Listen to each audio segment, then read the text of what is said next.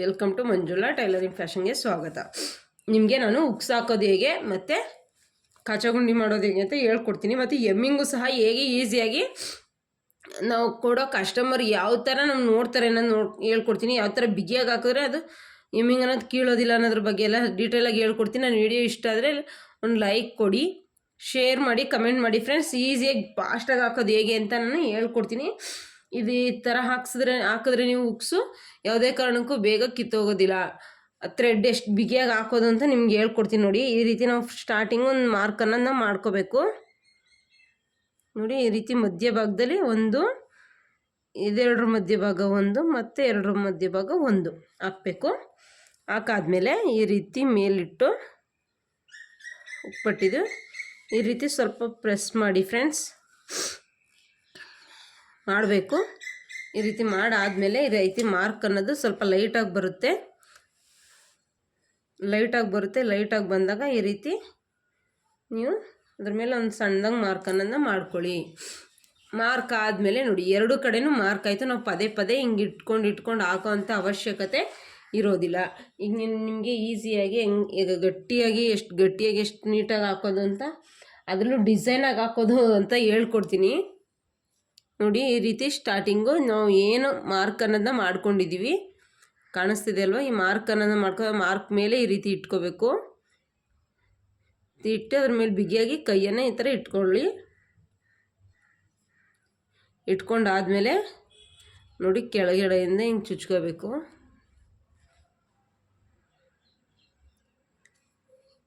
ಈ ದಾರ ಏನಿದೆ ಈ ಸೂಜಿ ಹತ್ರ ಇದೆಯಲ್ಲ ಅದು ಬೇಡಿ, ಇಲ್ಲಿ ಮೊದಲು ಸುಚ್ಚಿದ್ದೀವಲ್ಲ ಆ ದಾರನ ಕೆಳಗಡೆಯಿಂದ ಹಿಂಗೆ ಒಂದು ರೌಂಡ್ ಹಾಕಿ ತೆಗೀರಿ.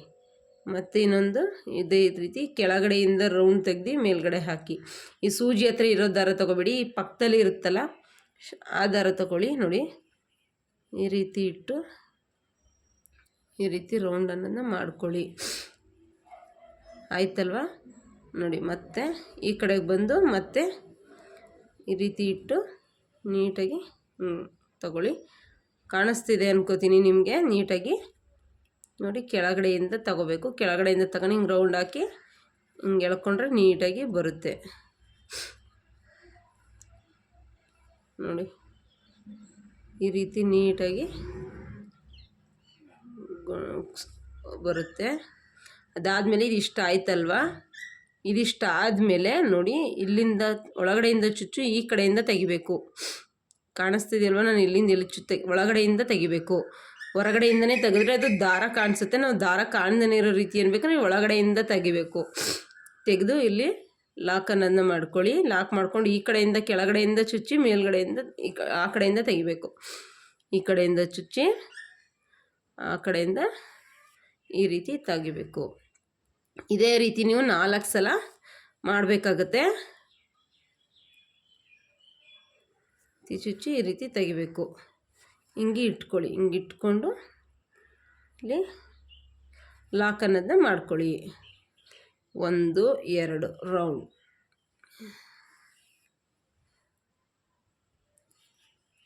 ಮತ್ತು 1 2 ರೌಂಡ್.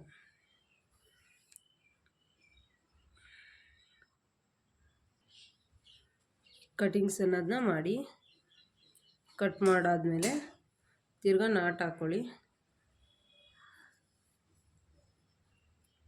ನೋಡಿ. ದಾರ ಹಿಂಗೆ ಇಟ್ಕೊಂಡು ಸುತ್ತಿ ಹಿಂಗೆ ರೌಂಡ್ ಅಪ್ ಮಾಡಿ. ಹಿಂಗೆ ರೌಂಡ್ ಅಪ್ ಮಾಡಿ ತೆಗೆದು ಹಿಂಗೆ ಎಳೆದ್ರೆ ಅಲ್ಲಿ ನಾಟ್ ಅನ್ನೋದು ಆಗುತ್ತೆ. ಆಯ್ತಲ್ವ. ಹಿಂಗೆ ಮತ್ತೆ ಇನ್ನೊಂದು ಹುಕ್ ಹಾಕಿ ನಿಮಗೆ ತೋರಿಸ್ತೀನಿ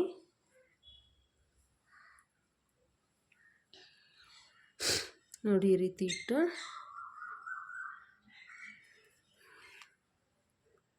ಒಂದು ಸೈಡಿಂದ ಚುಚ್ಚಿ ಕೆಳಗಡೆಯಿಂದ ತಗೋಬೇಕು. ಕೆಳಗಡೆಯಿಂದ ತೆಗೆದು ಕೊಳ್ಳಿ. ನೀಟಾಗಿ ಜಾಂಗೇರಿ ರೀತಿ ಬರುತ್ತೆ.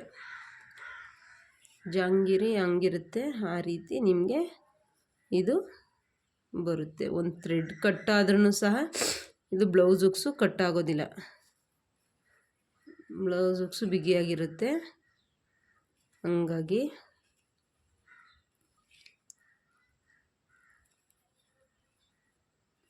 ಇದೇ ರೀತಿ ಮಾಡ್ಕೋಬೇಕು. ಆಮೇಲೆ ಕೆಳಗಡೆಯಿಂದ ಚುಚ್ಚಿ ಆ ಕಡೆಗೆ ತೆಗಿಬೇಕು.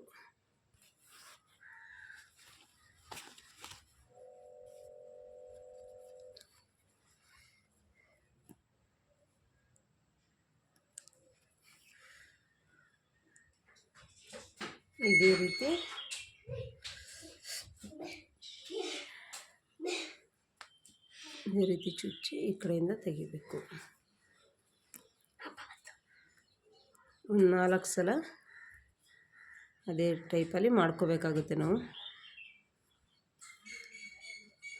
ಆಗ ಥ್ರೆಡ್ ಅನ್ನೋದು ಬಿಗಿಯಾಗಿ ಕೂರುತ್ತೆ, ಬೇಗ ಫಾಸ್ಟಾಗಿ ಸಹ ಆಗುತ್ತೆ.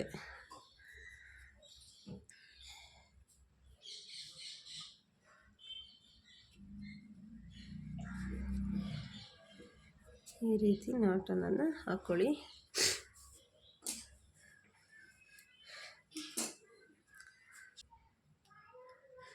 ಈಗ ಕಾಚಗುಂಡಿ ಮಾಡೋದು ಹೇಳ್ಕೊಡ್ತೀನಿ ನೋಡಿ. ಈ ರೀತಿ ಮಾರ್ಕ್ ಮಾಡಿರ್ತೀವಲ್ವ, ಈ ರೀತಿ ಮಾರ್ಕ್ ಮಾಡಿರೋದ್ರಲ್ಲಿ ಈ ಕಡೆ ತುದಿ ಬರುತ್ತಲ್ಲ, ಈ ತುದಿಲಿ ಹಾಕಬೇಕು. ನೀವು ಇಲ್ಲಿ ಮಧ್ಯದಲ್ಲಿ ಹಾಕಕ್ಕೆ ಹೋಗಬೇಡಿ, ಮಧ್ಯ ಭಾಗದಲ್ಲಿ ಹಾಕಿ ತೋರಿಸ್ತೀನಿ ಬಟ್ಟೆಗೆ ನೋಡಿ. ಆ ಕಡೆಗೆ ಸ್ವಲ್ಪ ಬಿಟ್ಟು ತಗೊಳ್ಳಿ ನೋಡಿ, ಮತ್ತೆ ಇಲ್ಲಿ ಹೋಗಿ ಲಾಕ್ ಈ ರೀತಿ ತಗೊಳ್ಳಿ. ಈ ಕಡೆಯಿಂದ ಚುಚ್ಚಿ ಆ ಕಡೆಯಿಂದ ಎತ್ಕೋಬೇಕು, ಒಳಗಿಂದ ತಗೋಬೇಕು, ಒಳಗಿಂದ ಒಂದು ಹೋಗಬೇಕು, ಮೇಲ್ಗಡೆ ಒಂದು ಹೋಗಬೇಕು. ಈ ಥರ ರೌಂಡ್ ಅಪ್ ಮಾಡ್ತೀವಲ್ಲ, ಆ ರೀತಿ ರೌಂಡ್ ಅಪ್ ಮಾಡಬೇಕು. ಇದೇ ರೀತಿ 4 ಸಲ ಮಾಡ್ಕೊಳ್ಳಿ. ಆದಮೇಲೆ ಕೆಳಗಡೆಯಿಂದ ನೋಡಿ, ಈ ರೀತಿ ಕೆಳಗಡೆಯಿಂದ ತಗೊಂಡು ಲಾಕ್ ಮಾಡಿ ನೋಡಿ. ಇದನ್ನು ಇದೇ ರೀತಿ ರೌಂಡ್ ಅಪ್ಪಲ್ಲೇ ಇಟ್ಕೊಂಡು ನೋಡಿ, ಈ ರೀತಿ ತಗೊಳ್ಳಿ. ನಿಮ್ಗೆ ಗೊತ್ತಾಗಲಿಲ್ಲ ಅಂದರೆ ನೋಡಿಲಿ, ಹಿಂಗೇನಿದೆ ಈ ಸೂಜಿ ಒಂದ್ಸಲ ಹಿಂಗೆ ಆಡಿಸಿ ನೋಡಿ, ಬರುತ್ತೆ ನೀಟಾಗಿ. ಬಂದಾಗ ಇದನ್ನು ಈ ರೀತಿ ಹಾಕಬೇಕು. ಈ ರೀತಿ ಹಾಕಿ ಎಳೆದ್ರೆ ಹಿಂಗೆ ಬರುತ್ತೆ, ನಾಟ್ ಬರುತ್ತೆ. ಅದೇ ರೀತಿ ನಾಟ್ಗಳನ್ನು ಹಾಕ್ಕೊಂಡೋಗಿ ನೋಡಿ. ನಾನು ಇದೇ ರೀತಿಯೇ ಮೊದಲೇ ಇಟ್ಕೊಂಡಿದ್ದೀನಿ, ಒಳಗಿಂದನೇ ತಗೋತಾ ಇದ್ದೀನಿ, ಹಂಗಾಗಿ ಅಲ್ಲಿ ನಾಟ್ ಬರ್ತಿದೆ.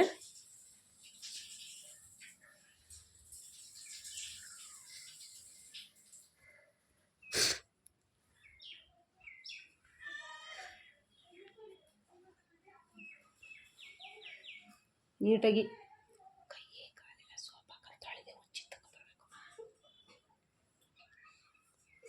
ಇದೇ ರೀತಿ ನೀಟಾಗಿ ಹಾಕಿ ಒಳಗಡೆಯಿಂದ ಚುಚ್ಕೊಂಡು ಕೆಳಗಡೆ ಒಂದು ನಾಟನ್ನು ಹಾಕಿ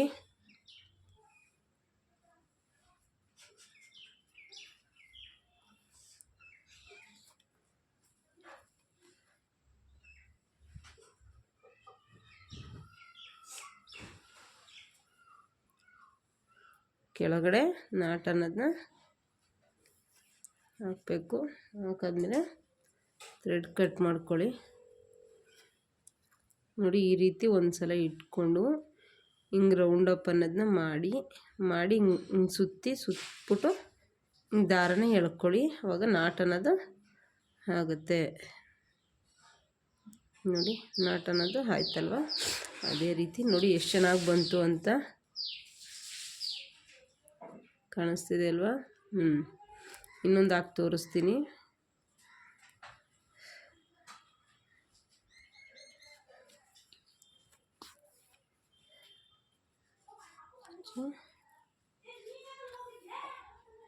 ತಗೊಳ್ಳಿ.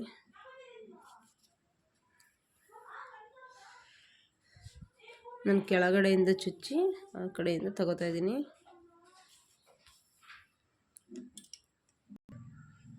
ನೋಡಿ ಇದೇ ರೀತಿಯೇ ನಾಟ್ ಹಾಕೊಂಡು ಹೋಗಬೇಕು. 4 ಸಲ ಆದಮೇಲೆ ನಾವು ಅಲ್ಲೇ ಚೆಕ್ ಮಾಡ್ಕೋಬೇಕು, ದಾರ ಬಿಡ್ತಿದೆಯಾ ಇಲ್ವೋ ಅಂತ. ಕೆಳಗಡೆ ಕರೆಕ್ಟಾಗಿ ಹಿಂಗೆ ನೋಡ್ಕೋಬೇಕು ನೋಡಿ, ದಾರ ಹೆಂಗೆ ಬಿಡ್ತಿದೆ ಅಂತ ನೋಡಿ. ದಾರ ಎಷ್ಟು ಬಿಟ್ಟಿದೆ ಎಲ್ಲನೂ ಕವರ್ ಮಾಡ್ಕೋಬೇಕು ನಾವು. ಕವರ್ ಮಾಡ್ಕೊಂಡು ನಾಟನ್ನು ಹಾಕಬೇಕು.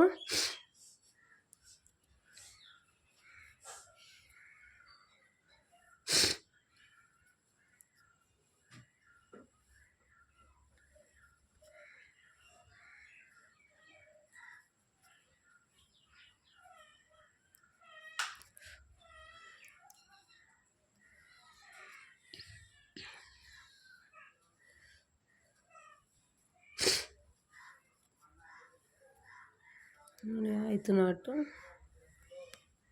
ಒಳಗಡೆಯಿಂದ ಕೆಳಗಡೆ ಎಳ್ಕೊತಾ ಇದ್ದೀನಿ.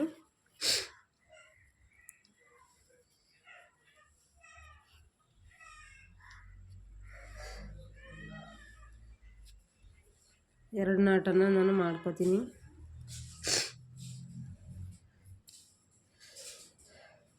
ಈಗ ಮಿಕ್ಕಿದಕ್ಕೂ ಸಹ ನಾನು ಹಾಕಿ ತೋರಿಸ್ತೀನಿ.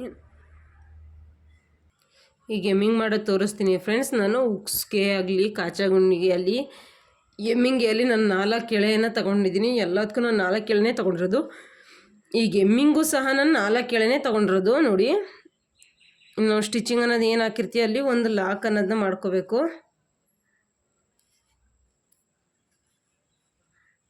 ಸ್ಟಾರ್ಟಿಂಗು ನಾಟ್ ಹಾಕಿದ್ರು ಸಹ ನಾವು ಲಾಕ್ ಅನ್ನೋದನ್ನ ಮಾಡ್ಕೋಬೇಕು. ಲಾಕ್ ಅನ್ನೋದನ್ನ ಮಾಡ್ಕೊಂಡು ನೋಡ್ಕೊಳ್ಳಿ. ನಿಮಗೆ ಝೂಮಲ್ಲಿ ಕಾಣಿಸ್ತಿದೆ ಅನ್ಕೋತೀನಿ.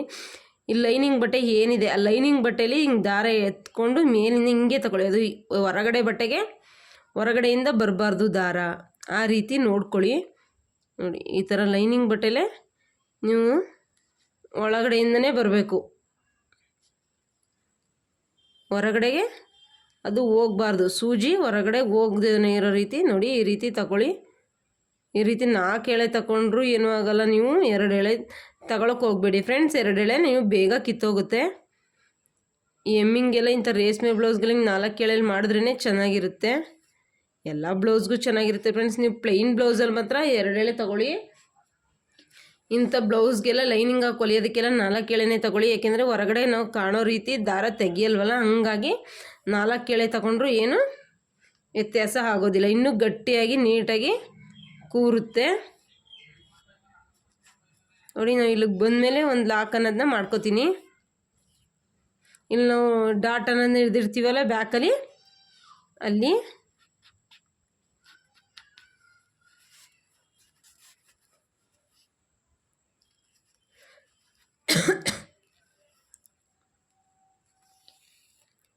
ನೋಡಿ ಫ್ರೆಂಡ್ಸ್, ಈ ರೀತಿ ನಾಟ್ ಹಾಕ್ಕೊಂಡಾದ್ಮೇಲೆ ಬಿಗಿಯಾಗಿ ಇದು ಮಾಡಿಕೊಂಡು ಮತ್ತೆ ಕಂಟಿನ್ಯೂ ಮಾಡಿ.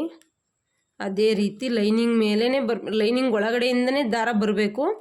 ಮೇಯ್ನ್ ಬಟ್ಟೆಗೆ ಅದು ಟಚ್ ಆಗಬಾರ್ದು. ಆ ರೀತಿಯೇ ತೆಗಿರಿ. ನೋಡಿ, ಈ ರೀತಿಯೇ ತೆಗಿಬೇಕು.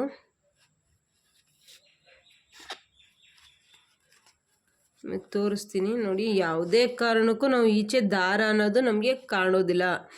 ಇದು ಸ್ಟಿಚಿಂಗ್ ಹಾಕಿರೋದು, ಇಲ್ಲಿ ದಾರ ಅನ್ನೋದು ಬರೋದಿಲ್ಲ. ಆಗ ನೀಟಾಗಿ ಫಿನಿಶಿಂಗ್ ಅನ್ನೋದು ನೀಟಾಗಿ ಕೂರುತ್ತೆ.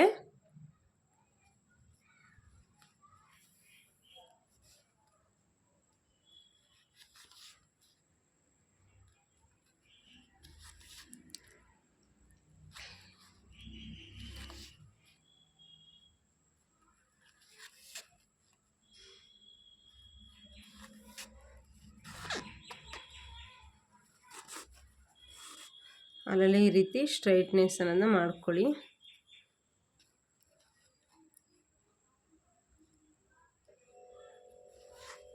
ಈ ರೀತಿ ಮಾಡ್ಕೋಬೇಕು.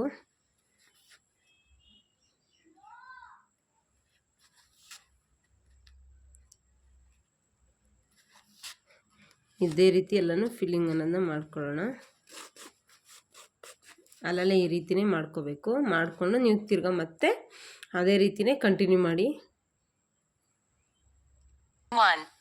Thank you friends. ನೋಡಿ, ಈ ರೀತಿ ದಾರ ಏನು ಯಾವುದೇ ಕಾರಣಕ್ಕೂ ಕಾಣೋದಿಲ್ಲ. ನನ್ನ ಚಾನೆಲ್ ಇಷ್ಟ ಆದರೆ ಲೈಕ್ ಕೊಡಿ, ಶೇರ್ ಮಾಡಿ, ಕಮೆಂಟ್ ಮಾಡಿ. Thank you.